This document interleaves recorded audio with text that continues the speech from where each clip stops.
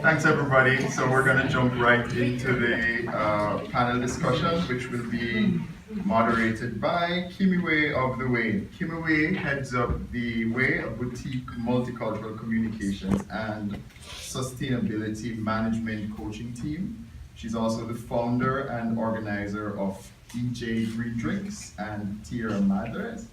In addition, Kimi is a member of the New Jersey Environmental Justice Alliance, serves as Sustainable Jersey Recertification Chair for the Borough of Fairlawn, is OFA Climate Co-Lead for North Jersey, is an Alcor-trained climate reality leader, and is a member of the New Jersey Sierra Club's Environmental Justice Committee. Thank you. So I'm going to first introduce Chief Vincent Mann, to my right. He's the chief of the Turtle Clan, which are the people who are the subject of this movie. Thank you for coming. So we have Dr. Judith Zelikoff, a professor of environmental medicine at the NYU School of Medicine, also the director of community outreach. Her research focuses on reproductive and developmental toxicology, immunotoxicology, developmental immunotoxicology, and she'll tell us what all that means, and tobacco product toxicology. She's had her research and findings published over 150 times, and she's done research on the site up at Roundhill. So we also have Jan Barry, who you saw in the film. He's a veteran journalist retired from the Record, where he was lead reporter on the Toxic Legacy investigative series featured in the HBO documentary Mann vs. Ford. This film all came about because of the research that Jan started. He's also done investigative reports on health effects of dioxin and Agent Orange, carried by the Associated Press, New York Times, and internet websites. Author of The Citizen's Guide to Grassroots Campaigns, he teaches environmental writing at Ramapo College of New Jersey. Jen, I'm gonna ask you to lead off since you began this whole project. So can you tell us about its origins and share any insights that you would like? The story began because residents came to a Ringwood Council meeting in the 90s carrying these funny looking rocks and said it's still there. And the initial story that I did, which I think was around 1998, the EPA and Ford and the state sent their representatives and said, we'll take care of it, I got overlooked. My editors at the time said, well, that isn't the story. The story is you've got to go into this reclusive community. You can interview people about their lives. Well, what the leadership of their neighborhood association told me about in that time frame was that wasn't their only danger. There are two power lines that cross overhead. They have the mines underneath, which sometimes collapse. People have fallen into some of the mines. And their favorite spring had turned orange. So people got their drinking water. We had a picture way back then in the Record showing the orange stream, and instantly municipal and state and EPA officials said, oh, that's typical of iron mining country. I've been living and hiking in New Jersey Highlands for a long time. I've never seen an orange stream anyplace else. But I didn't know at that time that I should have asked my editors, let's just go test the water. And when several years later, residents came back again and actually they held a press conference and took news reporters and officials from these agencies on a walkabout, and they showed paint sludge in all kinds of places, some of which you saw in the film, such as amongst the leaves along the forest trail. I went back and actually a different set of editors, and I said, we've got to, do more reporting. For about a year, I did what I tell my students I call serial reporting. I would periodically write a story which added another piece of the puzzle. Residents continued going to public meetings, and a little bit more of something would come out.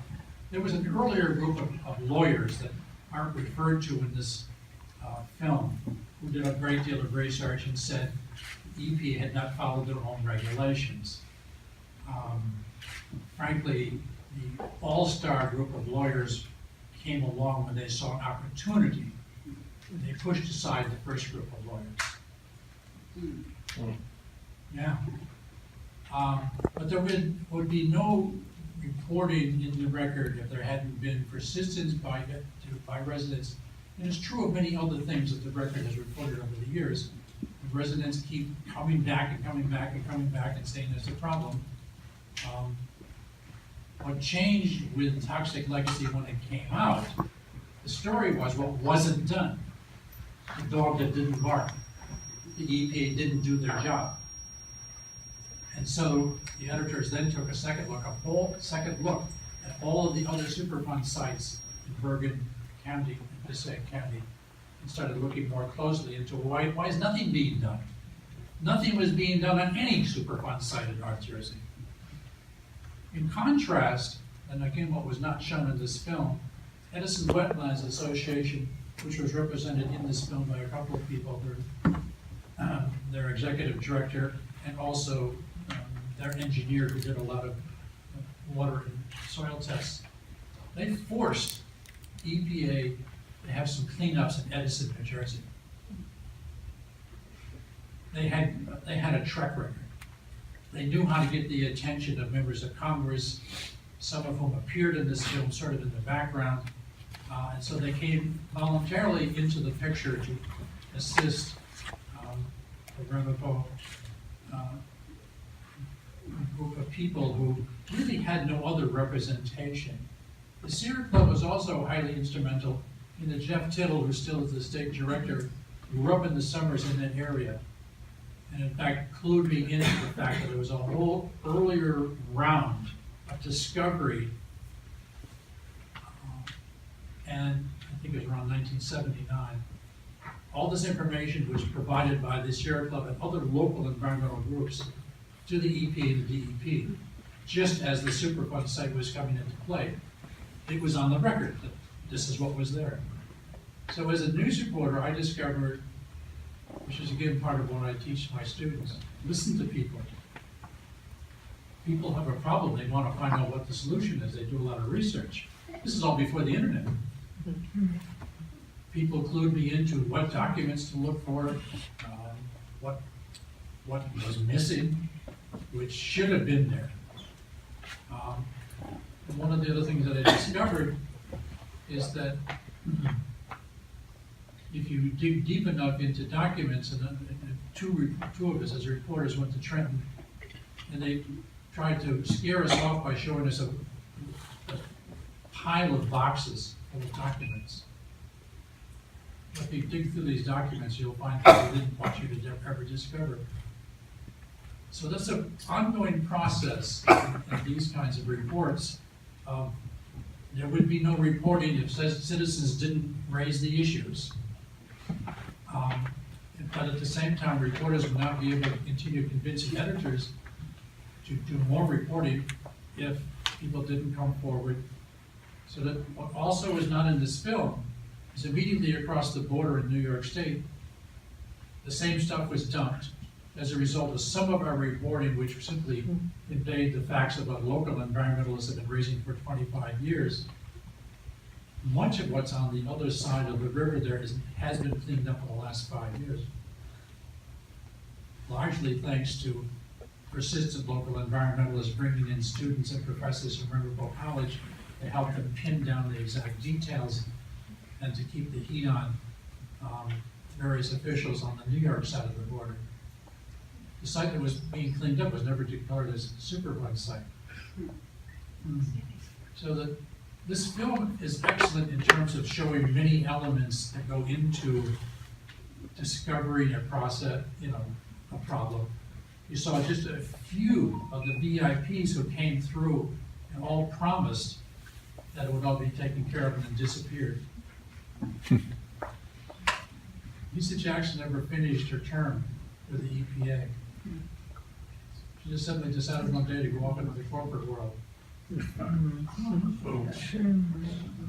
So her promises never were fulfilled. in terms of making sure that this particular community was indeed finally cleaned up. And much of the problem still persists there with some additional new information coming forth in the last couple of years about a chemical that when we did our own testing, the record hired its own water testing company, we didn't know to test for it. Well, nobody else did either. It's only come out across the country in the last 2 or 3 years, showing up in water supplies all over the country. This is another example of how the United States government allows pollution to reach a point at which it's a crisis before the public ever knows there's a problem. What is being found in water supplies? What's the It's chemical? called 1,4-dioxane. Okay, it's not that different. Say that No. again? No, it's not a form of dioxane. Oh, It's a different chemical. okay. I frankly get confused, unless I see it written down, these are all like, what? But with the internet, 10 minutes, that terminology, I could find it was a problem all across this country in water supply areas. So we do have one advantage with the internet, a lot of disadvantages, but it enables us much more quickly to say it isn't just a local problem. So that if we can address it locally, we are helping to address it on a wider scale. Thank you. So, Chief, when I was watching the film for the second time now, I was at the rollout when the film was introduced, when it came out a few years ago. And getting to know you a little bit. So I'm wondering to myself, how do you lead, because I know you do actively lead your tribe. How do you lead a tribe that's going through this ongoing problem? And, people are suffering, they're dying. Well, some of the, a lot of the things that you see in the documentary that was produced there doesn't really tell you the whole story, obviously. And that whole story is one that is not complete because it's still unfolding. We spend a lot of time going to funerals. Since the documentary had aired, if you noticed at the end, it said that there was 30 or 35 Klan members who never knew the outcome, never saw the finished product of the documentary. You can probably triple that. We've lost over 20 people since last July. And one of the things that I've actually taken upon myself, along with Mike Lean, who's also around the pub, is that we've been going to every single one of these funerals, and we've been tying prayer feathers. And it's a way for us to always have that connection to that person who's walked on.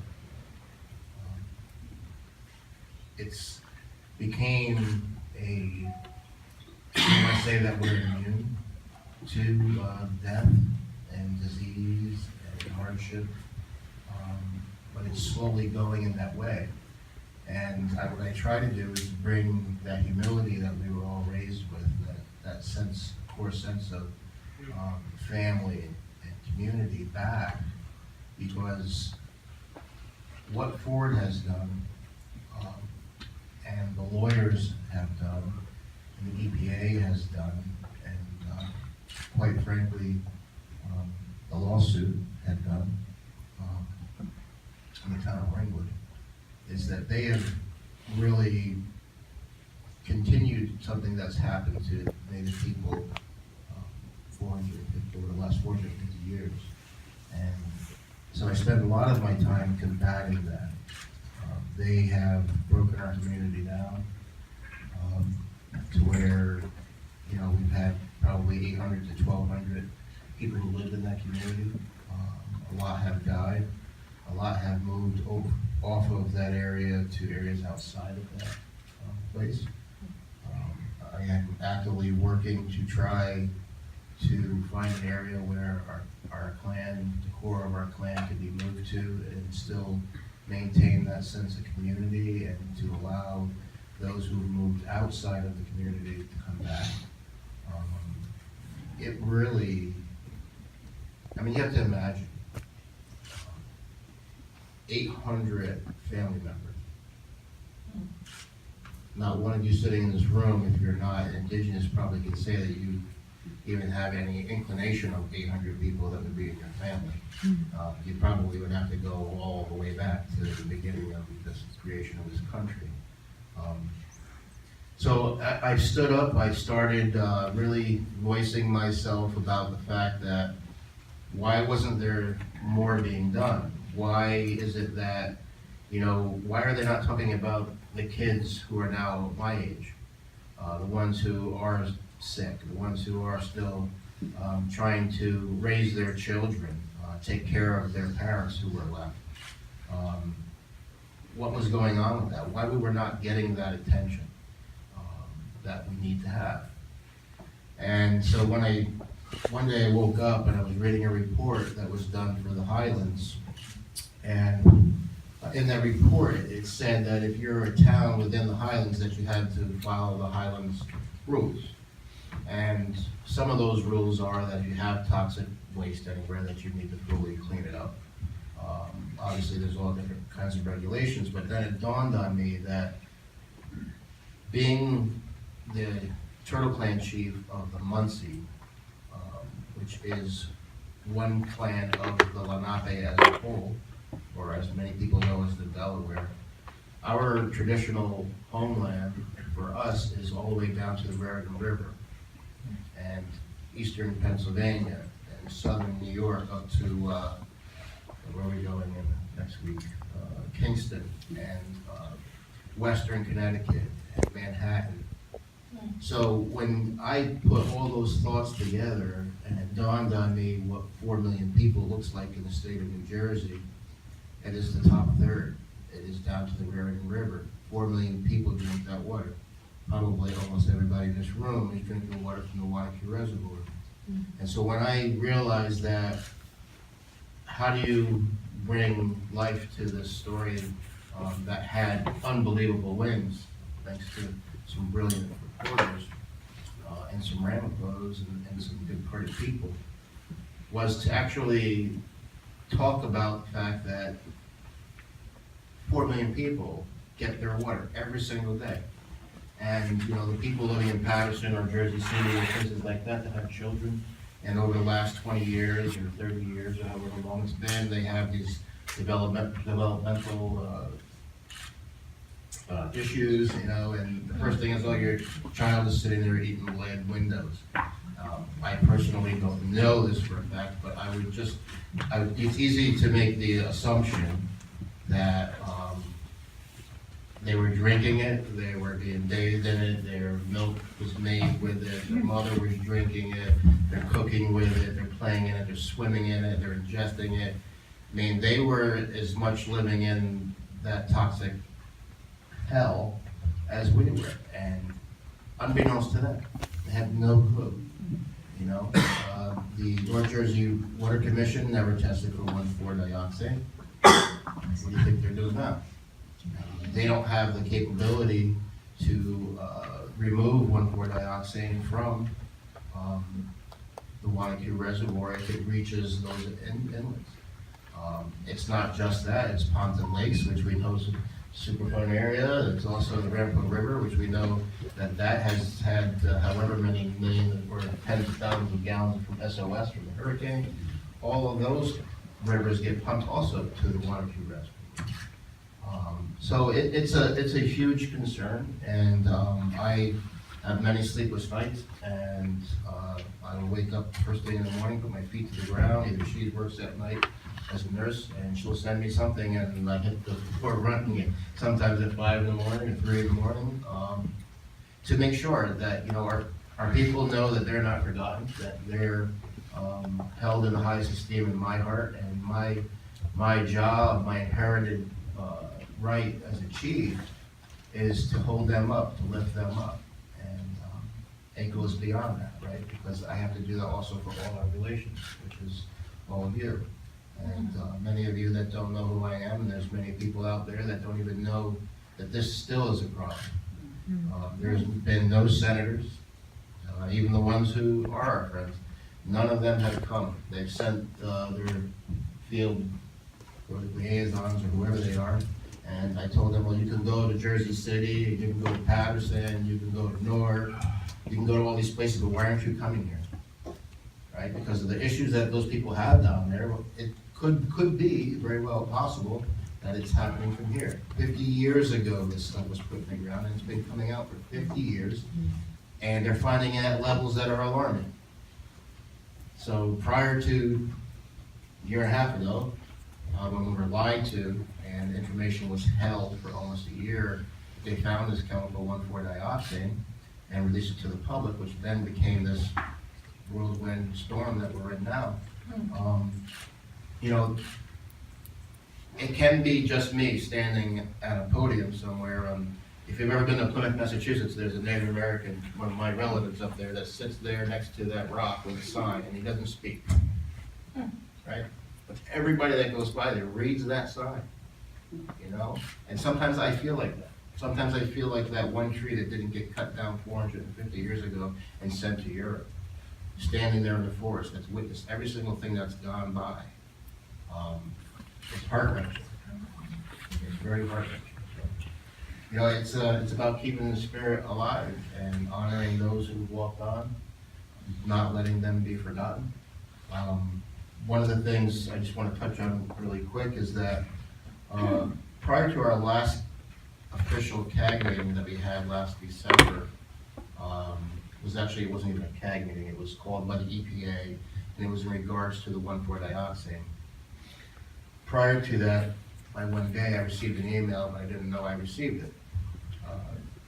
2 days after this meeting, I see I have an email, and I search for it, and I find it, and it's an email for a Freedom of Information request, and it said fully granted, and it was 4 documents, or 4 files that was sent. Now, I couldn't even begin to tell you how to fill out a Freedom of Information request. I mean, Chancellor, you probably can, right? But I cannot. And it came from the EPA's own lawyer, right? The one that I have the communications with. And so when I got it, I was like, this is unbelievable. How come I didn't get this, before this meeting? Which I realized I did. So it was a 593-page article. And inside that article, it clearly states about the responsible equation that the town and borough of Ringwood actually had in all of this. And the reason why, because it's very clear to me why they are fighting so much against the people. And it's not just us now, right? Because other people are starting to stand up. The rooms are starting to be filled with other members in the community. It's like, hey, wait a minute, we drink this water too, right? And outside the community is coming as well. So inside this document, it states very clearly that the town of Ringwood was operating illegal dumps. And they were illegal, they weren't permitted, and the state actually comes in the end and shuts them down. Where you noticed in the documentary at Van Dunk Lane, there's 16 houses and over 20 people have died there from cancer. That's insane. And what should happen is the bells and whistles should still be going off so loud that our ears would be ringing. And that's not the case. You talk about environmental justice, the Environmental Justice Coordinator for the state of New Jersey. I've asked her for 4 years to come to Ringwood. Shay Outlaw, and I'll say her name for Shay Outlaw. So if you guys know her, you guys have her email, send her an email. I've asked her for 4 years to come, and she refuses, flat out refuses to come. It's her job, right? Her job is to come to communities who have been environmentally impacted and help them, and she hasn't come. So, one of the other things that was very important, and it doesn't come up in this, but it's going to hopefully come out in the future, is that in 1906, the Hewitt family, who was very fond of our families, put a covenant, I guess you'd call it, in the land deed, 1906. And in 1906, in that land deed, it states that there will only be permitted one dump in that area, and it was Peter's Mine dump. And it was for the operation of Peter's Mine. And when Peter's Mine was to close, that dump was not just to be closed, it was supposed to be cleaned. The town of Ringwood is in violation of that land deed straight through. The town of Ringwood's mayor back then wrote a letter to Henry Ford saying, we want all your industrial waste. Yes, really, these are facts. I won't tell you something that I don't know. And so, it is. And yet, these are the people that at this last meeting we had, the town manager has got up and he came down this row of people, turned this thing sideways. I was at one and he was in the middle, and he went past their mayor, their lawyer, their environmental lead person, Senator Cardinal, Judy Sullivan, our lawyer from Ringwood Public Conservancy, to come and stand in front of me, spin around with the mic that he took out of Joe Gower's hands, and yelled at me in a room of 200 people that I knew the truth. I do know the truth, right? We have on tape that Mr. Heck, he stated that when I told him that they had 4 or 5 wells, he's like, no, we only operating on 1 well. All right, well, it's on tape, you said it. I didn't say it. I don't have to prove it. If you were telling me that I'm lying, then you show me. Right. You're the town official, you shouldn't be coming at me in a threatening way to begin with. And so typically when something like that happens, that means that those people are scared and that they feel threatened, and they should feel threatened. If you look to Flint, Michigan, what's happened out there right now is that those people are being charged with manslaughter. And I will tell you this right now. I will tell you this right now. Those people that are out there are very culpable for what happened to them, what's happening out there. We have that same exact thing. And I am not a bashful person. I used to be shy. I never talked when I was little. People thought something was wrong with me. I only speak now because I have to. Because I have to be that voice for the people that can't speak anymore. Or the ones who can speak, but choose not to because they need to actually take a break from it. Like Wayne Mann, my cousin. The importance of this to me is there's going to be justice. And if you notice, Wayne said that one day we're going to get to the bottom of Peter's Mine. Well, you can take of that and you can look at it in a different way, and it can be a hypothetical. Because one day we're going to get to the end of Peter's Mine. And the end of Peter's Mine is going to be all the lies and all the treachery and all of that stuff that's been done to our people. It's not just Ford. It's not just W.R. Grace who covered the roads with PCB-laden oils. And they came back in, and in the houses, they had to take the carpets out of the houses because they were walking in and came home and the smells were so bad. This has all happened to a Native American community, and those are the people who work in the hospitals or work in the laundromat or the food place or the gas station or change your tire when it's raining out and you're on the side of the road. Those are my family members. You know? Between, being forced with this racism and it's not just environmental racism, right? It's just straight out racism. I'm a witness to it. Being forced out of school before you went to high school, coloring pictures, and the reason why they were coloring pictures and doing all those things, outside of the fact that our mind as Native Americans is want to always be outside, was that those toxic chemicals that enter their body had changed the way that their processes function. And you will see it with every single one of them. Every single one of them. And so the story that's being told, thankfully, is working with NYU. And we spent a couple of years and we came up with a, what do you call that thing? Survey? Oh, yeah, survey. And originally what we did was we created it for the turtle plant itself. And then we actually included the outside community to actually try to encourage them to take it as well.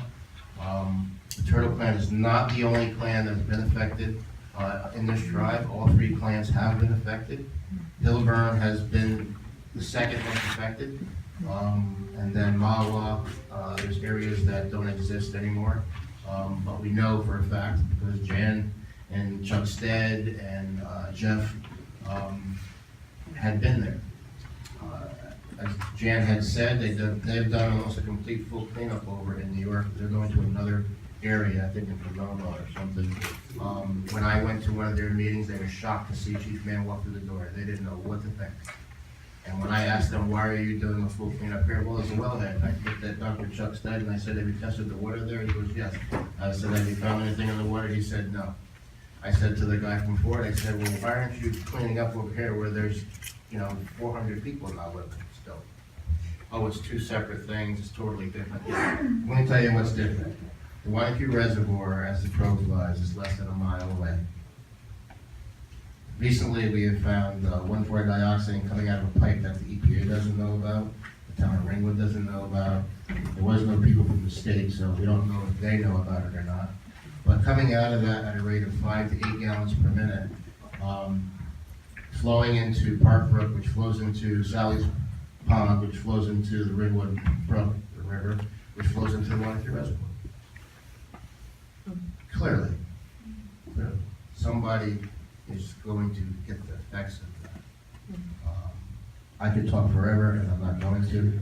I think everybody Keep can talking, listen I'll to you. listen. Well, I mean, Listen to you all night, it's, too. well, I mean, it's been that way, right? I mean, I'm sorry that, you're going through this, but It's, thank you for this sharing is the story therapy, because right? it's fascinating. This is therapy. The only way that this story gets out is when we tell you, when we tell everybody that's in this room.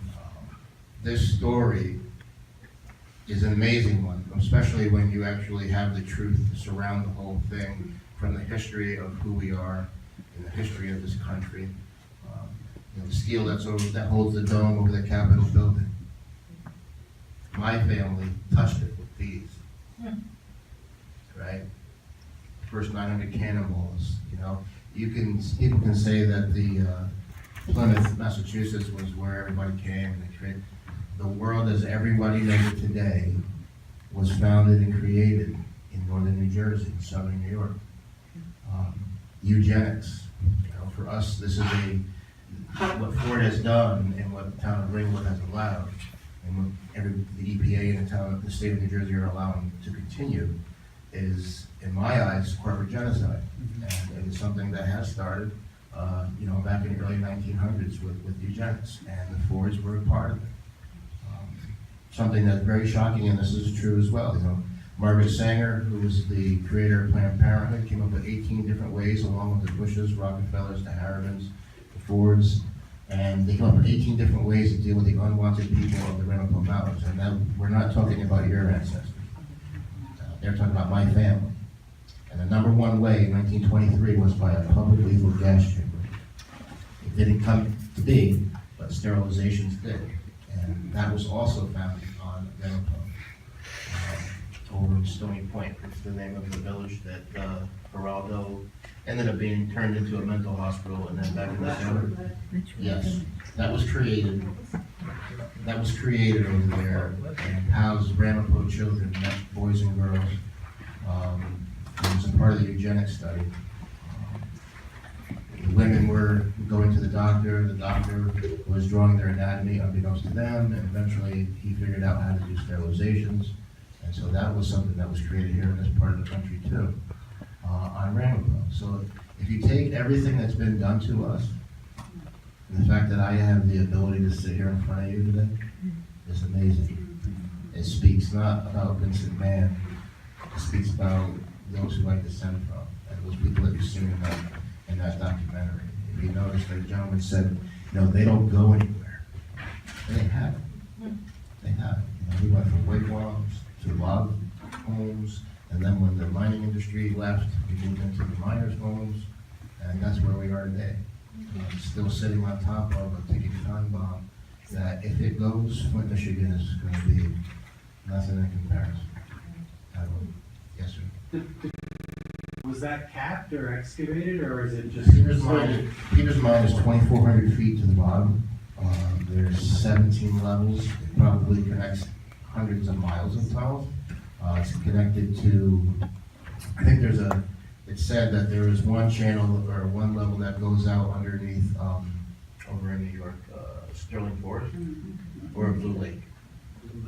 Blue Lake, and they almost came up underneath underneath it, when they realized that they actually put doors in, it said that the bottom of Peter's mine was actually fractured.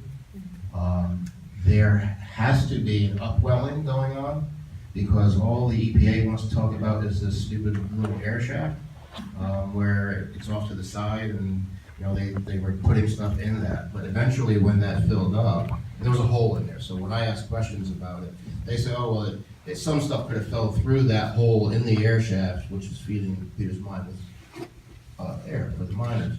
So I asked them one day if a bulldozer, a D9 or D8 would fit down that air shaft, and they looked at me like I was crazy, which is most times. Joe Gowers, a 5-year-old, he said, or he said he was 5 years old, he said that, of course, a D9 or D8 bulldozer couldn't fit down that cheap, man. And I said, I know. So explain to me where the bulldozer that was pushing the paint sludge, the garbage, the cardboard, that started slipping, and he tried to save it, put down the blade, full reverse, was going in, at the last second he jumped off, and that bulldozer went running, pushing paint sludge and everything else in front of it, down 2,400 feet to the bottom of Peter's mine. Not Peter's mine pit, not Peter's mine air shaft, nowhere. That's where it went, to the bottom of it. So when I say that there's a ticking time bomb down there, it clearly is. And so we definitely have an upwelling, because now we have outflow of water, right? So we have groundwater that's becoming surface water, and that surface water is coming out of that pipe, which nobody knows where it came from. And it's also coming out of the air shaft. And so, and there's also, there's a pond, the Camel Pond, right? Where Peter's mine pit, they're saying, oh, that's just the pit. Peter's mine pit, that's just the area on top of Peter's mine. They tried to say that it was capped off at like 90 feet down. There's been no evidence whatsoever, correct me if I'm wrong, that that's ever taken place. So what we have is that the EPA thinks that they're going to, under the plan right now, they're going to go down, I think, to 90 feet, or when they hit the groundwater. And at that point, if they're still seeing paint sludge and those kinds of things, and those keep going. But the reality of it is, they're not going to do what they need to do, and that is going to be to drain Peter's mine. And they can't do it, and I'll give you the reason why really quickly, is that earlier this year, when we were having that bad drought, and then miraculously the Creator provided us enough water to fill the 1-2 reservoir up again, and Greenwood Lake up again, and also Monksville Reservoir up again, also filled back up the mines. Now, Cannon Mine actually collapsed again, which was the same one that was referenced in the documentary, and Jan had made reference to, was one of our relatives, was younger, young boy in 1963, maybe or 5, and he actually fell down into that mine hole that opened up, never to be found. Earlier this year, my cousin Terry was walking through just at dusk in the same general area, and he was looking down as he's walking, and he's walking over to, cut through to go to one of the houses on Van Dyke Lane. And he said the ground started to shake under his feet. And when he looked down, he saw the earth moving, and he jumped back and was screaming just enough that he actually saved himself from going down inside Cannon Mine. Basically, the town did not call the mine safety for the state. I did that. I actually called the newspaper people because they didn't want them to come. I believe Channel 12 sent the helicopter. What they did to fix it was to fence it off. So that's another area that we cannot utilize because they will not go in to do the actual repair. I think that when the collapse happened down in Sheehan Drive, they were pumping concrete in there for like days, right? And they couldn't figure out where the concrete was going. And it's some crazy distance, I don't know how far it was, but it was some crazy distance away. They realized that the concrete was coming out. And I guess that's their way of fixing that. It's a very complex area. The Superfund site is actually part of the recharge area for the Wanatee Reservoir and also for private wells in the town of Ringwood. It's sickening, and how I will stop stop speaking is to say again about Flint, Michigan, and the fact that those people that are being brought up on manslaughter charges, they deserve that. And I'm not a vindictive person, but there's been so much pain. I can't even begin to even tell you how much hurt there is that exists. So everybody who's ever done anything up there to harm our families and in turn have harmed the families of so many millions of people that don't even know it, they deserve also. They deserve to whatever extent of the law and justice can find its way to them. That needs to happen as well. So, thank you. So, you mentioned the survey that Dr. Zolotov has helped with, right? So I actually don't know anything about how a scientist and a researcher help in a situation like this. Can you give us some insights? Sure. So, here, take one. So, yes, I'm a professor in toxicology and environmental health, environmental medicine, at New York University School of Medicine, and in the Department of Environmental Medicine. And we're located, we have a campus in Tuxedo, in Sterling Forest. And that is made up of people who study human populations as well as toxicologists like myself. And just to tell you what a toxicologist is, because you tell you later, a toxicologist is someone who studies the effects of, we call it poisons, but chemicals, and it doesn't have to be chemicals like we've heard here. It can be physical agents, it can be ultraviolet radiation, it could be the sun, it could be radon, it could be anything on the body.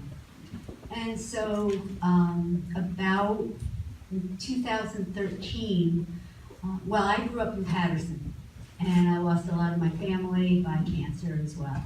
And I knew from the time that I was little that I wanted to be a scientist.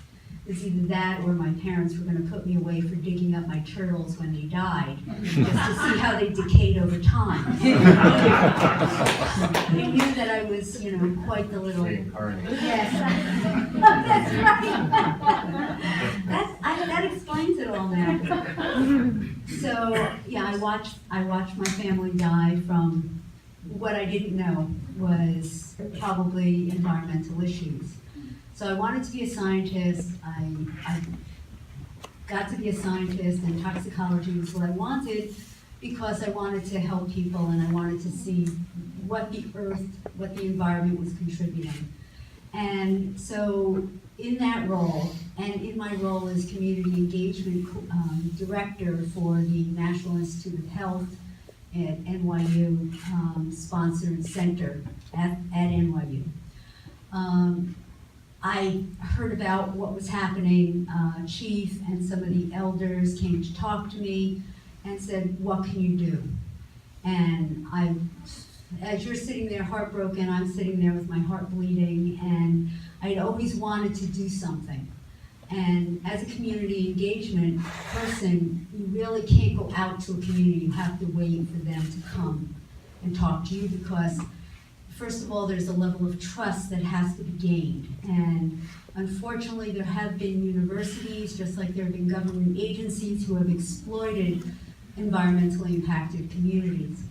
And so we went, we spent a lot of time getting to know each other, and we developed a survey, which is what the Turtle Clan wanted.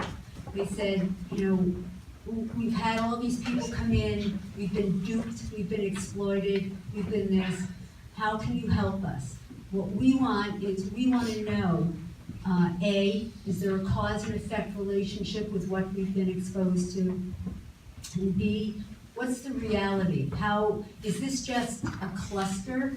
Is this real? What's really going on? And you have to understand that while we know these things are happening, without the science behind it, and you saw that in the movie, without the science behind it, no one is going to be listened to.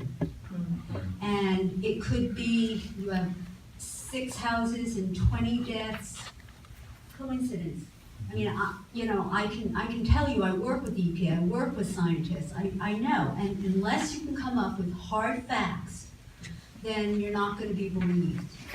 And so we set up this 7-page survey to try to understand what was their health risks, what did they think they were exposed to, what were their concerns, and based upon the concerns, we acted on that. And so we had a town hall meeting, gave back, had the record there, gave back the information because the Ramapo. And one thing that they wanted clearly was to know whether they're still being exposed and whether they were exposed in the past. Because the first thing I asked them was, did anyone ever come and take blood? Did they take hair samples to measure the metals? Did they take your toenail clippings to see if you've been exposed, because that will accumulate metals? And basically all that information is gone, right? It's lost. So, and you heard about them talk about blood levels, but there's nowhere to go.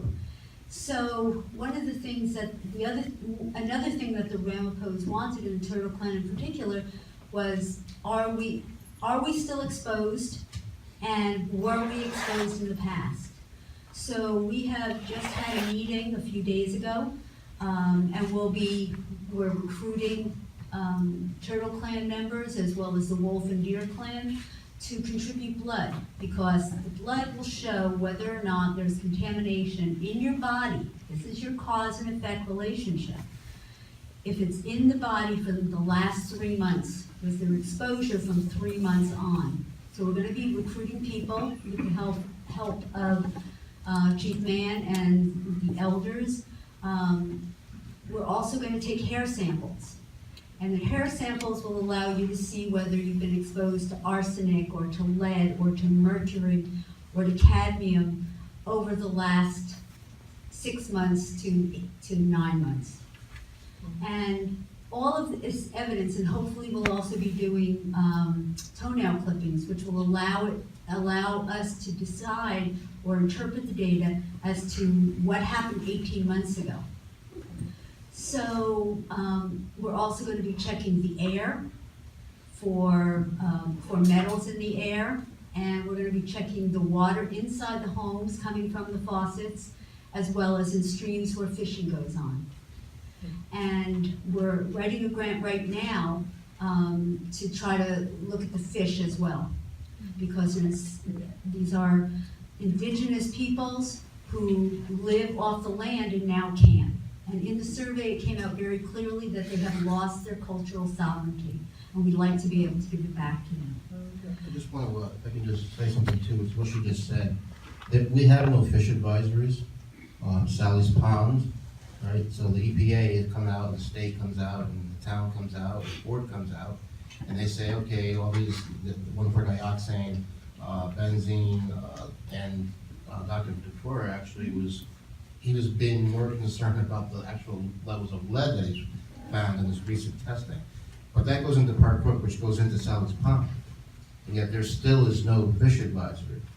There is, in the summertime right now, I don't know if any of you have gone to either Shepherd's Pond or to Ringwood State Park. You try to go there. It's impossible for the residents who live there to go there unless they're us and you walk through the woods, right? There's that many people that go there. Actually, we have our powwow there, right above Sally's Pond. So it's just that, those are those things, right?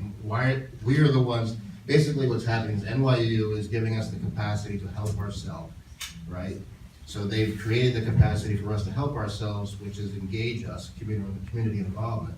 We help with the surveys. They are the ones that are taking that data and then putting a pen to it. And that is not anything that's ever happened for us before. And honestly, it truly is an honor to be able to do that. And we want to set a precedent, and that precedent is that we can take what's happened here to our indigenous community and go to the other indigenous communities, like up in Canada, where they took the worst of the worst and dumped it on open ground up there, and they have the same health effects that we have. Or Akwesasne, where we went up there, and they've had some success up there against GM and Alcoa. or, you know, out west, and then to our local communities, because, you know, we are all related, and you could use a raindrop to explain that. And really quick, a raindrop falls from the sky, the Rampo Mountains, lands on a leaf, trickles onto a rock, creates a little stream, creates a creek, creates a bigger stream, which flows into a bigger river, which flows into the ocean. And it gets, through science, we know now that it gets evaporated and it comes back down on somebody else that we don't even think that we know. My sister lives in Illinois, so maybe whatever happens here goes over to Illinois and then drops down on the ground where my sister is. And so that's one way to explain to somebody how we are all connected. Somebody doesn't believe that we're connected because we're humans. So. No, it's, people shouldn't walk away. I'm complaining that as I'm Okay, getting. before you get into that, I'd just like to give a little, you know, I know that it's a long night, and we've been invited back here, in, when is it, Jermaine? In November, Okay, so, during Native American week at the college, Month. the college. Native American Month. Month, right, we will be doing a rescreening of this. Hopefully, those who didn't get to come today and stay. Yeah, and hopefully maybe we'll. Every day is Native American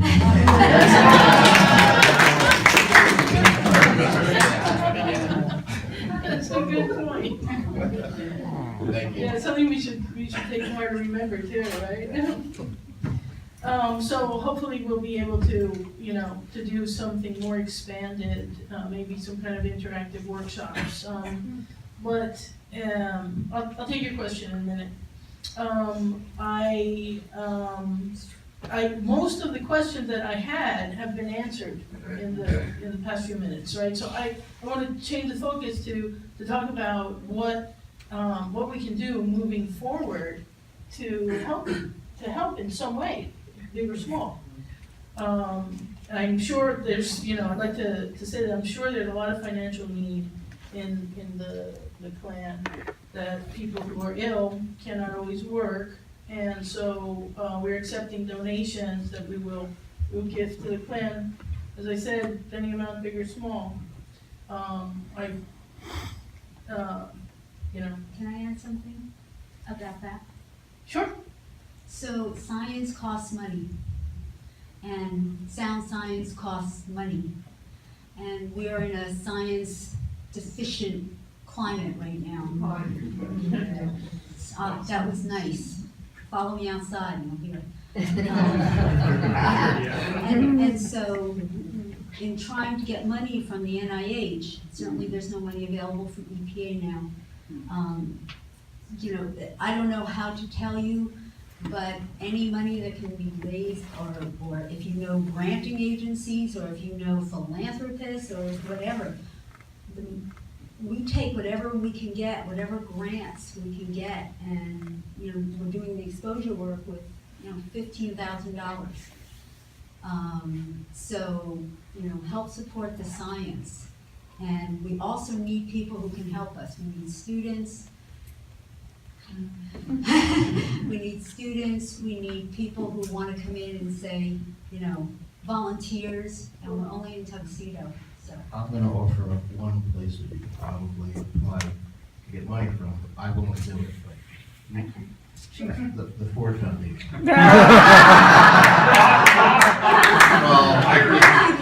Well, yes and no, right? Because early on, Ford was a big part of that, but the Ford Foundation actually totally sold off all of its stocks, everything that had to do with Ford. So it may very well be that, I know it's ironic, probably worse than that, but I mean, that, honestly. We'll give it a shot. Yeah, right, it's a And doctor's I other come with a couple of messages. Assemblyman Tim Eustace wanted to be here tonight to offer some words of support.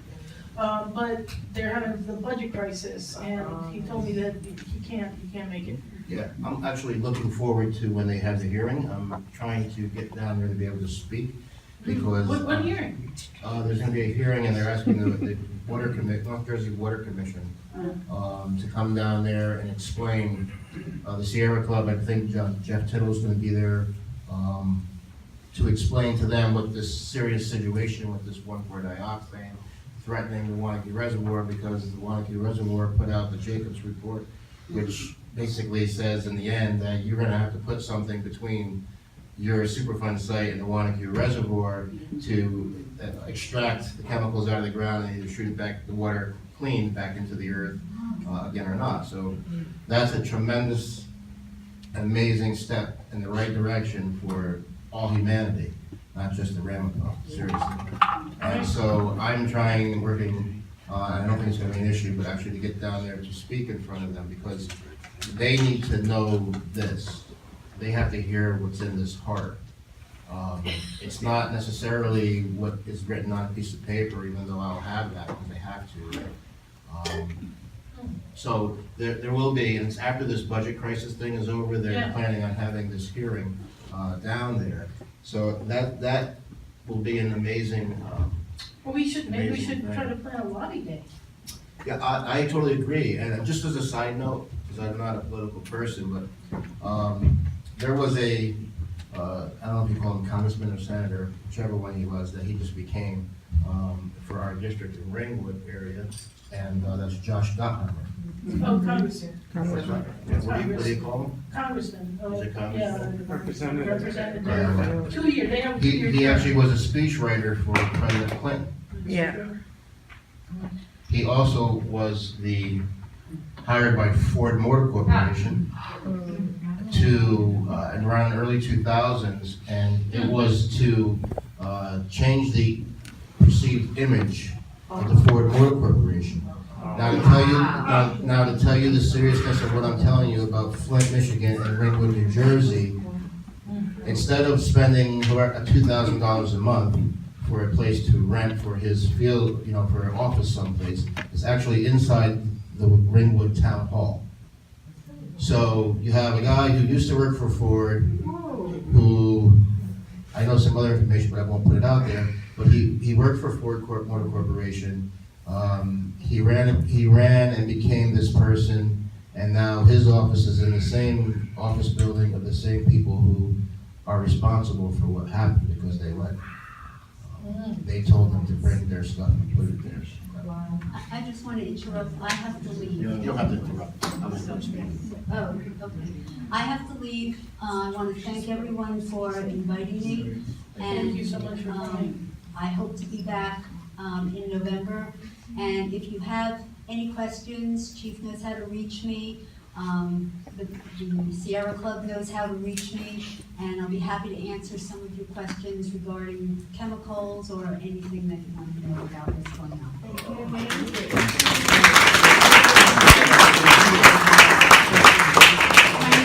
My name is Judith Zelikoff. My email is judith.zelikoff, Zelikoff, at NYUMC, New York University Medical Center.org. Thank you.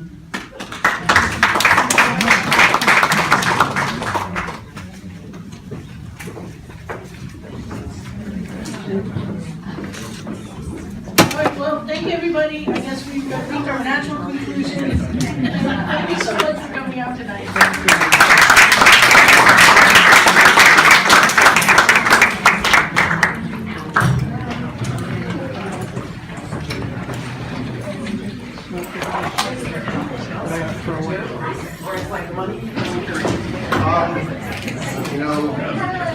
Right now,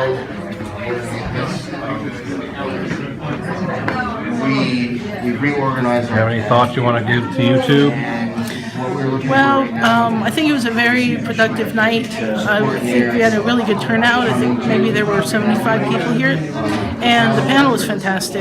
The mix of people were great. And I really appreciate your dad's input. He's just an amazing person. Talking about Jan Barry, because you two won't know who I'm talking about. And thank you so much. Chief, That does all that. any thoughts you want to tell the internet? Oh, I have a million thoughts. Go ahead, you're on camera. So, what we have is a need to have people wherever they live, to show support, but also to go out to their towns, to their environmental people in their towns. So each town kind of has an environmental person to bring awareness of the fact that the Wanakee Reservoir is where they're getting their water from. And they need to be there and be a part of what's going on as well, because it's not just our water, right? We only get minimal amount of water from the Wanakee Reservoir. I speak about the Wanakee Reservoir because 4 million people. Speaking of the water, Yes, sir. do you guys use like reverse osmosis or distilled water for drinking? I do not. What if you wanted to donate some money? How Um, would you go about that? What you could do is you can go through Kimmy. I'll send out a letter, right? Yeah, Yeah. If you could do that, and then what we'll probably Oh, do you have do. the email addresses for everybody here tonight? Did you Yeah. sign in? Yeah. Yeah, so yes, we do have, as long as you print it clearly. What we could probably do is to take that, to bring that through our church. Okay, I'll have to speak with them, but the Church of the Give Good the Shepherd. information to my father, I'll add it onto the video. The Church of the Good Shepherd was left by the Hewitt family to okay. the residents of Upper Ringwood, which are us. It's an Episcopal church, but it's ours, and our family has been there since it's been in existence. So chances are we would try to work it through there, because that's, the community's right here, the church is right here, the town hall is right there. So that would really be the best thing to do. We'll work it through that way, and then as we get a little bit more organized, I'm trying to get the Church of the Good Shepherd. but wait, because it's not set up to do that. Yeah, so it's easy to do that aspect of it, but for now, if you send an email out, and then we'll work that through. Okay. Yeah. I mean, right now, we're trying to work with Passaic County Open Space. They have a building property that they own there, and I'm trying to get that as an office. I'm trying to get them to let us use it rent-free, obviously pay the utilities or whatnot. But that's something that was very important for us as space, because without having, we need donations or whatever if we have to actually get a space that we have to physically pay for, things like that, so we can have a place where people can come and there can be donations made, and education can come out of there, or a newsletter or something like that. Would it help to organize a petition to the county asking that they give you some space? That probably wouldn't be a bad idea. Yeah? Passaic County has really, I didn't even know that Passaic County had health people. So I was actually at a fracking thing at Ramapo College, Right. and this woman comes up and says, "Oh, I'm such and such in the Passaic County Health Department." She hands me a card, and I'm like, "Where you been?" She's like, "Oh, I was I went to a CAG meeting a couple of years ago," and I'm like, "The problem didn't go away. The people are still sick. We're still dying." Right. So that's really the problem that we have, is that we need to have a more collective, not just northern New Jersey, but, the top third of New Jersey gets its water. We just don't have that kind of. And nobody knows it. That's what I'm saying, it's hard to get. I mean, I watch Channel 12 News, I go to sleep to Channel 12 News, I wake up, it's on, and we get it on Channel 12 News, but that's not necessarily what people are doing. And Well, maybe if I contacted like the Sierra Club, they would have information too. yes. I mean, think about it. All of these schools that you're saying, when they're saying we're having a water test and we have all these problems, where do you think they're getting the water from? Well, one thing I can tell you is that my family sponsors these get-togethers, community get-togethers called Green Drinks. Every month, we meet in Hackensack, second Mondays. So that's actually going to be a week from this coming Monday. And we discuss issues like this, and build coalition around, different issues. But the New Jersey Environmental Justice Alliance, they also want to be supportive. They have very good minds in science and a lot of connections around the country. They work on different environmental issues. One of the problems that we have is this: the EPA only wants to talk about the cleanup, and I keep trying to say to them, this is not. We need to be worried about the cleanup, but the fact remains is that we are the children from when this happened. Our health is not getting addressed. We don't have the doctors. They only started recording cancer deaths in think, was it 1986 or 96? So we decided that we wanted to try to help the New Jersey Department of Health and Human Services, and they did it in conjunction with the ATSTR. But when they did it, they didn't do it how we asked them to do it complete, right? But they did it in more of that way, and they found significant differences between our turtle plan versus say the wolf plan. And even though the person who was there from the state wanted to say more, but it's her job, right? And so she had to say that, while there was a doubling of cases, it wasn't statistically significant, which means it is statistically significant. It's just that we can't say, right? But if now we have the North Jersey Water District coming out with that report, that's fine. I write it right on Facebook. But the North Jersey Water Commission, with the Jacobs report, that's a big step because they know that they have to protect the water for 4 million people. And if by me putting the focus on 4 million people who don't know that there's an issue with the water that they're drinking, or a potential issue with the water that they're drinking, brings the help to our people. That's a really big, it's very important. Thank you. Thank you. I'll make sure this gets up on YouTube soon. Thank you. Thank you, Nick. Nice meeting you.